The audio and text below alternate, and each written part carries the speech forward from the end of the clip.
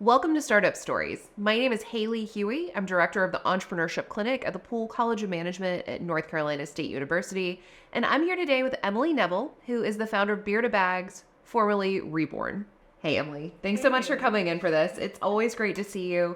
Wanted to be able to chat a little bit more about your crazy journey through founding companies and making all sorts of wild pivots throughout your time. Can you tell us a little bit about Beer to Bags and where you are today? And we just want to hear more about your story.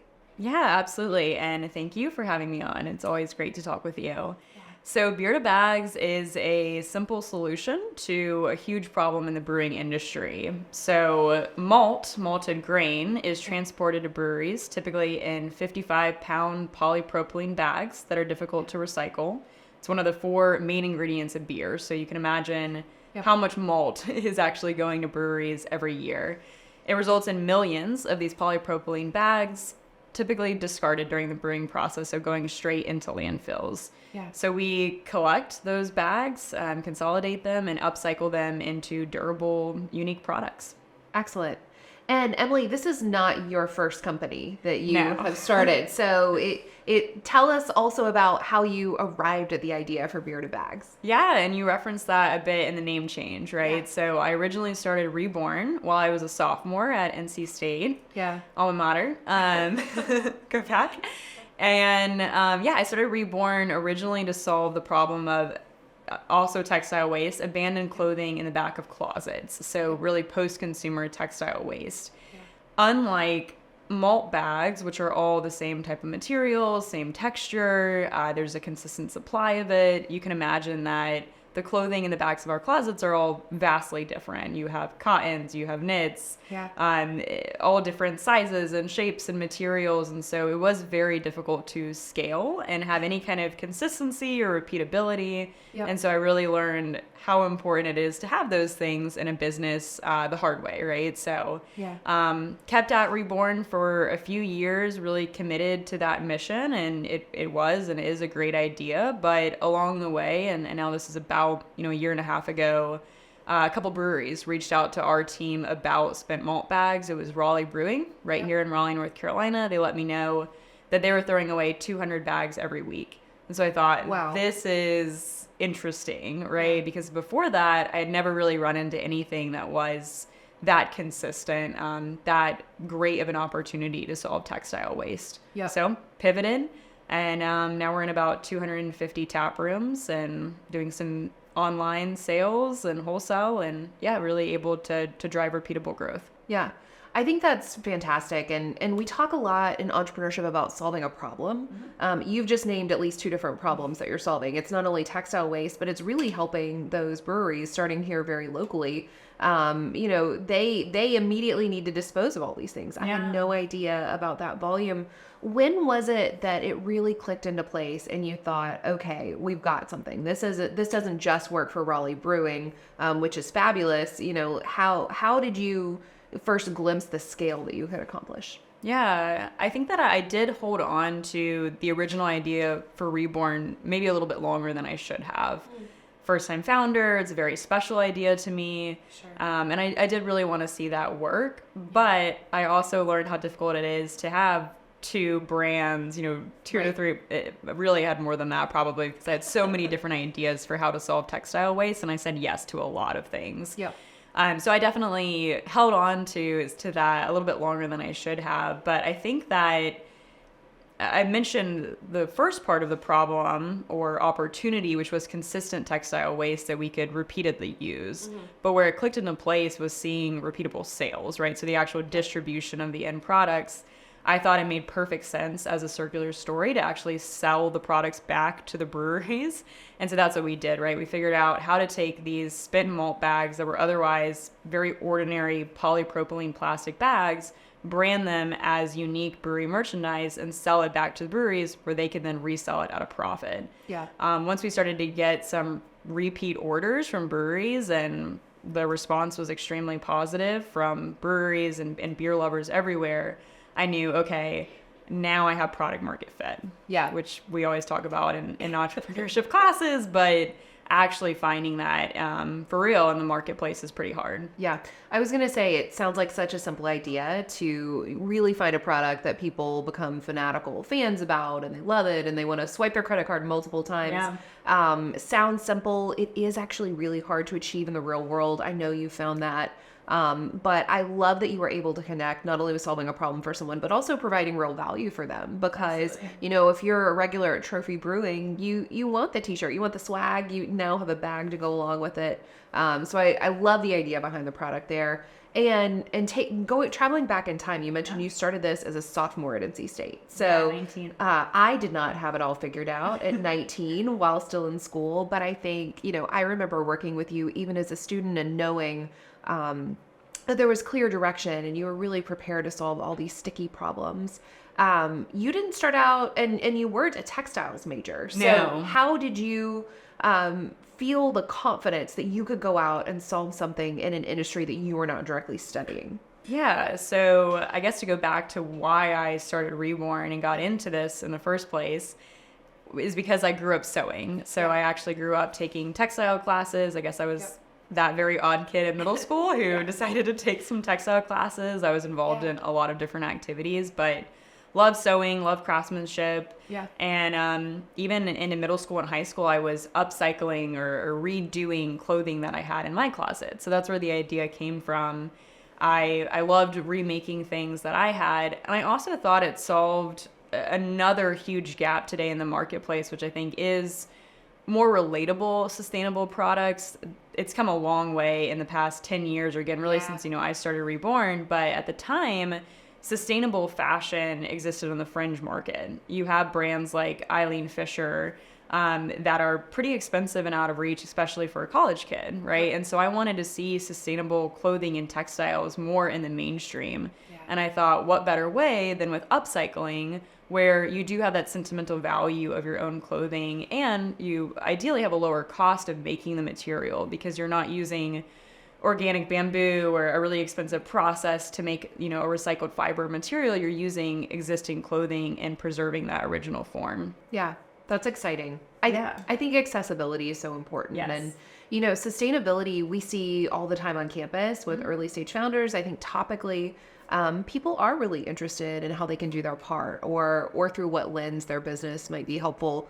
Can you take me back to when you were a student at NC State? Because many of our viewers are also interested in starting companies one day, or just kind of want to know some of those things.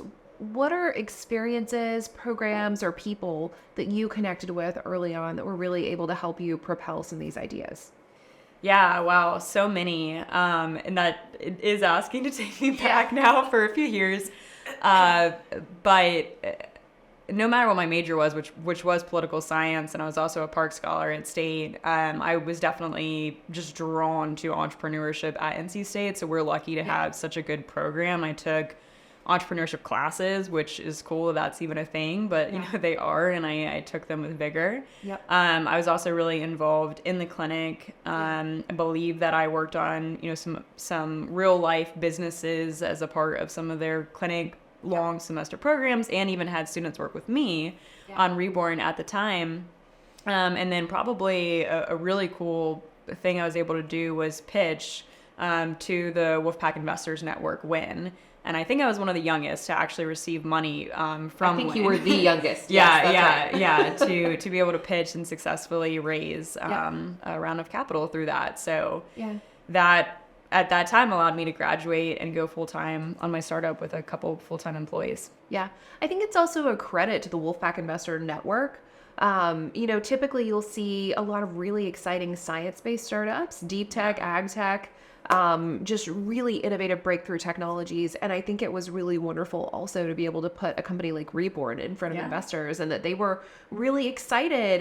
And, you know, we're so lucky at NC State to have a network of people and supporters that care about companies that are coming out of NC State, and generally being fabulous mentors too, ready to plug in time and expertise. And to that, I received plenty of pushback on the idea, which turned out to be, you know, very valid. And I knew that, but even one of my earliest investors said it this week, you know, said, you know, we really invested in you, and knew that by putting our resources, by putting our support behind you, something really cool was going to come out of that, which of course was so nice to hear. But, it did, right? Like, it wasn't the original idea. It wasn't exactly how I thought it would turn out to be. But I'm really glad that I was able to find that initial support, get my start in it, make some mistakes along the way, and still come out of it learning some really valuable lessons, and actually with a, profitable, successful company too, which is wild.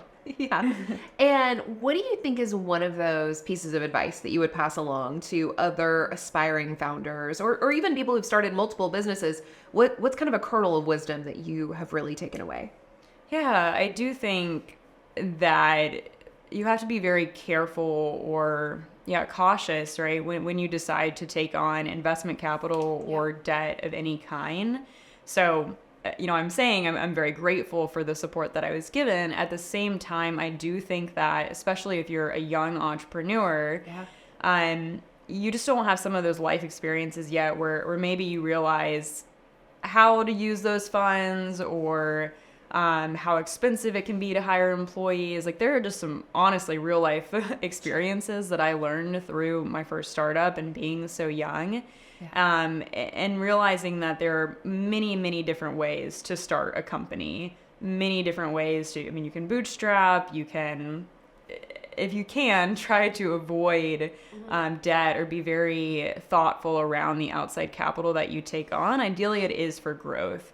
I went through a lot of years, right, of trying to kind of figure out that business model with capital with me. But I do think that if you can, try to stay as lean as possible until you figure out a model that works, until you have something that really can scale, then raise capital for growth, right? I wish I had done that. I think it would be in an even more different place right now than, it is. Yeah, there's no substitute for getting out and talking to your customers. And we can say that all day, every day. Every amazing startup or business book has been written, names the importance of your customer discovery, your validation, talking to customers. People still just want to send a survey. Human nature wants to do with, what's really efficient. Have you had any insights along the way that have really surprised you as you fleshed out the idea for Beer to Bags that you've gotten directly from your customers? It's a great question. Surprised me, maybe, it's a price sensitive product. That's something that even since Reborn, we've always struggled with, because there is, my original theory, right, was that by using materials that are already existing, you're going to lower your cost. Sure. And so you do have this more accessible product. The reality is that it is more expensive to upcycle because of the labor involved in it. It's far cheaper to source a virgin material and just have that rolling, right? So, you imagine all of these malt bags are coming from thousands of breweries across the U.S. We're consolidating them in warehousing space, transporting them to our manufacturing partner, where they have to clean, cut, and sew the bags together. And so a lot is involved in that. So I've not been surprised, though, I guess. I've not been surprised that customers think that's great, but they still want it to meet the market price of a tote bag. Right? Sure. It's taken a couple years of developing a supply chain where that could really happen, and we started to see success in our pricing. But it was just working with them to see, okay, is there a story here though? What are things we can do where even though it is going to be a little bit more expensive of a merch product, it will still bring you success in the tap room? And so one easy thing we did is design a branded retail display that is about 5 feet tall and says Beer to Bags, pour one out for the planet. It holds the tote bags, and it invites their taproom customers to take a look at it and understand the story better. And so that simple change, moving the bags like 5 times faster. Yeah. That's exciting. Yeah. Sometimes they're not major changes that you make within your business. Sometimes it's a small tweak. It might be messaging. But for whatever reason, that can make such a difference. Yeah, absolutely. Emily, we talk a lot in the startup space about how exciting things are, and when things go really well, we love to celebrate really big wins. I think it's also important to acknowledge that rarely do things always go according to plan. I know you've touched on a couple times where you've had to make decisions or pivots and things like that. Can you tell us about maybe, an epic failure or moment that things didn't go as planned, and what did that mean to you? How'd you adjust? Tell us about that. I don't think I would point it to a singular moment. It was just the pivot, right, of realizing that Reborn is no longer working out. It's not repeatable. We had some big names. We did some really cool upcycling projects. We were, upcycling textile waste for individuals who sent clothing in. Yeah. You had a pop-up store for a had while. a pop-up We had to store in visit. North Hills. Yeah, like big kind of exciting things, right? But again, like the cash flow wasn't there. I had employees, and so we were running out of capital. And so, I had to let go of pretty much everyone, right, over the course of a year and really get down to nuts and bolts while I figured out if Beer to Bags, which was supposed to just be this kind of side project that we did, was really anything, right, to do and move forward with. Yeah. And so, I mean, the business could have closed, right? I wasn't sure what I was going to do or, it was really, really difficult. And I think that it highlighted just, again, so many learning experiences through this company, but I had no idea. They always say, like, you always need more than you think you do, right? When it comes to capital or like not realizing how expensive it is to have employees, to deal with the taxes, health insurance. Like, I don't really know why we were offering that, but we were, and, trying to be competitive. And there's a lot of, business is expensive. It really, really is expensive, and it doesn't always work out. Yeah. And so I've had most of my friends actually who similarly started companies around the same time. A lot of them have already moved on to other things, right? Or had to make that difficult decision. For some, it has worked out, but that was really difficult. And only by pivoting and getting it down to very lean operations, figuring out how things were going to work out, setting up vendor repayment plans. I mean, some difficult stuff there, right? But came through to the other side of it, fortunately. Yeah. I think your story is so resonant. I think people who have run businesses have commonly struggled with things such as, we can't afford the materials that we need, or how am I going to make payroll? There are just so many ebbs and flows, and some things you can control and some things you really can't. It's also hard for a first-time founder. Sometimes you now know things that you take into a second or a third or a fourth venture, which is really exciting. We've said it before, but you started this when you were still so green. You were, still in your time at NC State. Most people are focused on what they're going to do this weekend or studying for their next final. You were busy building a business at the same time. What are some of those top things that you just knew nothing about coming into it that you now feel better prepared for what the future holds? Absolutely. Hiring is a huge part of it, right? That I do encourage people to stay away from for as long as you can. I don't know. I mean, or at least like it needs to be, there's an exercise you can do where you have to rebuild your team from scratch. Pretend that you have no employees. How would you rebuild your team if you did it that way, right? And at one point I kind of had to do that where I said, like, who do I really need here, right? Like, who can I not live without? Right, like I've got to think more about this as a business that needs to make money, right? I think that actually I'm glad to see in more of the post-COVID era that startups are going back to being a bit more pragmatic. Yep. I think that we really were living in a time of raise, super high valuations that have turned out to not be realistic at all. It's a very different time now, right? Like living in a downturn economy. But at that time, it was just go, go, go. And so I didn't realize I had capital and I had, support behind me. And so I spent that kind of accordingly, right? And leaned into it before we really had the business model established. Yeah. And so that's something that I just encourage people before you lean into growth, make sure you have something that is repeatable, that is scalable, that you've figured out your product market fit, you figured out who your ideal customer is, you know your pricing, that you're actually making money on the unit economics of it, right? Like, it's pretty important. So I don't know if that was a one thing, I guess, that I learned. There are probably 100 things. Yeah, there's so much in there. Cash flow as well, super important. I mean, I now have a very diligent spreadsheet where on a week by week basis, I know what money is coming in and what money is going out. Yep. And I think before I was a little bit starry-eyed, right? I just always thought, well, it'll work out, right? Or, we'll get that next order. But you can't use orders to then pay for, last orders, right? Or keep going like that. And so I did learn have learned the importance of cash flow. Like you said, sometimes we have to buy a lot of our materials up front, right? And then lean into orders as we're going through that. And so you have to do a really good job of making sure there's enough money there to support you through that. Yeah, that's right. And then the last thing I would say is that ideally you do have co-founders, right? Like this has been a solo venture from the beginning, not necessarily intentionally, but I just had this idea and ran with it. Yep. I do think that having a co-founder is very different from having employees or a team around you. If it does have to be yourself, make sure you have advisors that you can be brutally honest with. Yep. But I think almost without having a co-founder, you're always going to find yourself telling this story a little bit better than it is. It's been helpful being married over the last year and getting to speak honestly with my husband, right? But before that, it's hard to be that brutally honest with investors or your employees who you're taking care of.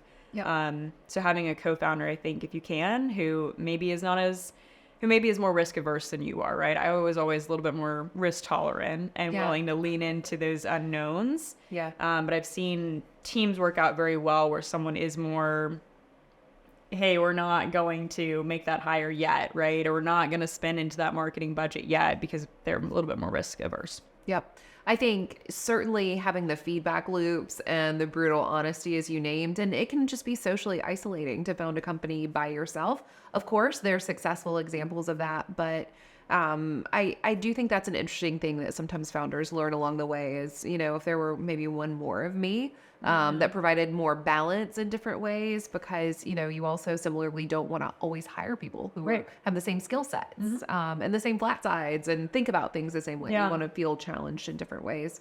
So I think those are all really great points that sometimes you can only learn by doing. So right. Even if someone's watching this podcast and they're now starting their first company, you're going to make those mistakes. Like, correct. Even knowing, people told me, right? And I was aware, but without going through it. And I think that's why there's an expectation that first-time founders are going to have a harder time. I was talking about it with my friend who started his first company around the same time. And we're like, oh my God, if we did the exact same business again, we'd get to the same place we are now, like 3 years faster. Yeah. Right. Because you just know what to do going into it. Like I know when I start my next company that I will have an easier time because of these experiences. Sure. That's right. You can read all the books. Right. Doesn't matter. Listen to all the podcasts, read all the books. Sometimes you really do learn by doing. And I'm so glad that we have an ecosystem and a network that provides this sandbox for people to be able to experiment with that stuff and learn quickly and rely on amazing mentors, including you, as you have gone through and just amassed this incredible experience in building these companies. Yeah. And there's no one size fits all. What worked for you might not work for the next person. I think sometimes folks always want to find the right answer or give me the simple formula and I will apply it and then I'll have it. And I think, in this space, in the startup or entrepreneurship space and in corporate innovation too, there's no one size fits all. There are skills and mindsets that can serve you. And as you've highlighted, just that bank of experience, which, there's really one way to build that. Every business is different. I'll make different mistakes next time. Yeah. Love it. Let's talk about expanding product line. So you shared already some pivots from starting with Reborn and going into the bags. Tell us more about the bags and what's next. Yeah, I'd love to talk about the bags. I have a bag here that I can share. Excellent. So this is a tote we made for Narragansett, which is actually they were started in 1890. So one of the oldest breweries, top 50 brewery in the country. I think I reached out to them on Instagram. Okay. And so, got a pretty sizable order. Yeah. And every bag is different. So the mullet supplier you can see on the inside. That's very cool. Yeah. It's a simple and this would have gone into a landfill previously. Yeah, absolutely. Yeah. Would have gone into a landfill. No, I mean, again, it looks like a simple design, but how we got to this was pretty complicated. because you can't print on the actual malt bag itself, right? And so that's why we added a functional pocket. Yep. Pockets made out of recycled water bottles. It uses sublimation printing, which is more eco-friendly than traditional screen printing because you don't have toxic dyes going into the water stream. Yeah, interesting. And then webbing straps that wrap around so that it truly is extremely durable and can hold a lot of weight inside of it, right? Hang tag to tell a story, seam tag so that our branding stays in every single product. So again, what looks like a simple tote bag has actually gone through quite a few iterations to get to that point. Okay. Cool. We're now working on coolers, lunch boxes. We've already released bottle carriers. So we have a 2 and 6 bottle carrier. Okay. That quite a few tap rooms are carrying, and we have on our website too. Yeah. Were those your ideas? Did some of those come from breweries? I think this goes back to listening to your customer. Yeah, product development is so tough, or building a product roadmap, right? And I'm very fascinated by it, and would love for someone to tell me how to do it much better than I figured out. Because most of it for me has been about listening to the customer and working with them on it and saying, hey, I'm really sorry, but I need you to give me some time and feedback here on this product. I ask every single person and order for feedback, and sometimes they'll say, I don't really have any feedback. No, you do have. I need your feedback. Be honest with me. So that's how we've gotten to that version of the tote bag. But yeah, for the other products, it's been a combination. I have realized you can't just listen to one vertical though, right? Ultimately it's great to get this feedback from the breweries who are buying the product to go in their tap rooms, but it's really that end consumer, right? Who's going to buy the product or not. And so in tandem, I get feedback from individuals, beer lovers, right? I've kind of amassed a good list of people that I can reach out to and get some feedback.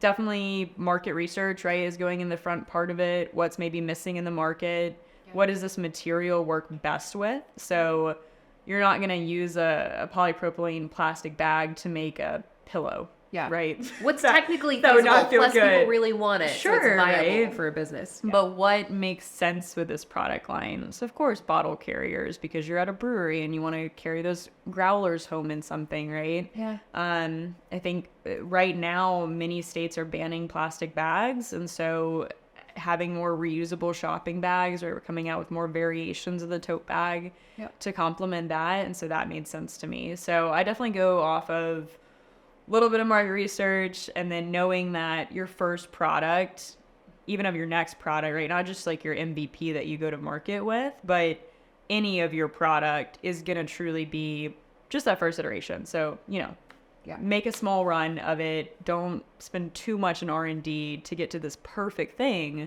that inevitably you're going to change over the next couple of years. Yeah.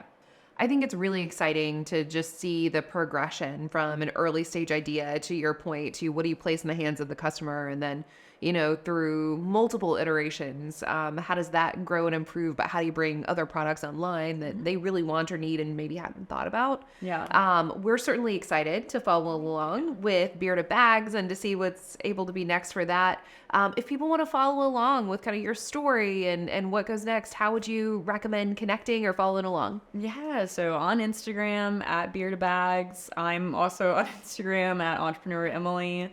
LinkedIn is something we use a lot. So yeah, I'd love for people to follow along. One more thing that I'd love to add, Haley, is that none of this would be possible without our manufacturing partner either, which is something I could have easily skipped over. But when I first started Reborn, I actually leased a cut and sew facility in Raleigh. And so we were making all of our products in-house. Okay. That was also one of the biggest challenges. Yeah. Hiring part-time sewers, trying to keep up with profit margins while you have an in-house production. I mean, I had no business being a manufacturer, so that quickly was oh my gosh, how do we be a brand and also a manufacturer? And we're trying to focus on sales and marketing, but it's midnight and we're still sewing and missing deadlines, right? So it was chaos at that point. And so now I've gone through several different contract manufacturers and versions of the supply chain. But I found a manufacturer who is incredible and really doing wonders with these bags. So that's why it's the best products that we've ever had. Yeah. They have a 2-week lead time. They do the embellishment. They have over 1,000 production sewers. Wow. And it's just been a true partnership. Yeah. So that's something too I would just advise anyone, figure out that supply chain, figure out how you're ready for scale. Yep. Really before almost you could do anything else, right? Because you need that You need your product. Yeah. You need it in place. So that's been awesome. And so I work hand in hand with our manufacturer in all of our product development, because it's not just, well, what do we want to do, but what is feasible, and how does every change to the product change that cost and construction too? Yep. That's awesome. Well, I feel like there have been so many great lessons learned, and it's been such a pleasure to watch your businesses grow and your own experience as an entrepreneur. And I feel confident this is not the last product or time that we'll see you. I'm excited about the evolution and all the things that will follow. So we'll certainly be following along. Really excited to see where this all goes next. Thanks so much for coming in and chatting with us. Thanks, Haley. Thanks.